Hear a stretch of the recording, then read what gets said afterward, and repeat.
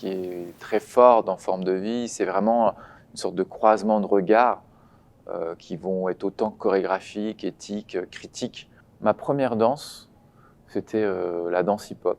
Ce qui m'a vraiment marqué dans cette première danse, c'est la relation. C'est vraiment comment on crée une relation à travers le mouvement, comment cette relation de corps si différents, a priori impossible, soudainement nous apparaît lisible dans chacun des poids, contrepoids donnés à l'un et à l'autre, comment ça se complète.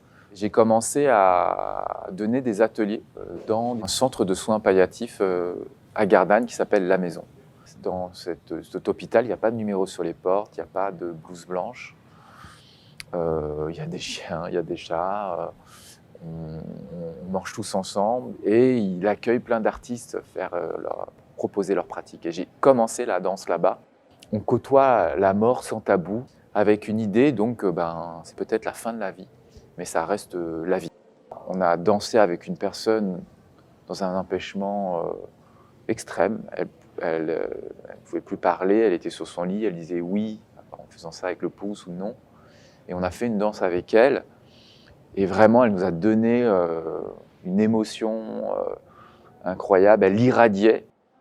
Et l'infirmière lui a dit voilà, on a fait une belle balade ensemble. En fait. Et ça, d'un seul coup, pour nous, ça a été matriciel. Ça nous a dit il faut sortir, il faut aller dehors. On va filmer des performances à l'extérieur, quelque part. Des performances dans lesquelles ils vont reconquérir des territoires dans lesquels ils ne peuvent plus marcher, se balader, vivre. Chacun sortait de son espace de confort, de référentiel, pour en même temps d'être dans une nature où il n'y a plus aucun marqueur civilisationnel, dans un autre temps, qui en même temps génère plein de situations chorégraphiques, de relief.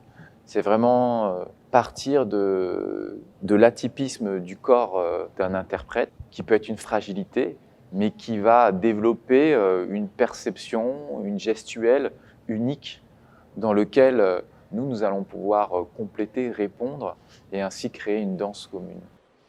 La lenteur, par exemple, d'Élise, une danseuse qui a une maladie neurodégénérative, qui rigidifie peu à peu ses mouvements. Donc, chaque action qu'elle fait nécessite une grande concentration. Comment, d'un seul coup, nous, on arrive à augmenter son mouvement, à compléter cette lenteur sans la trahir. C'est vraiment donner à voir cette singularité comme une danse, comme un univers, comme un autre imaginaire.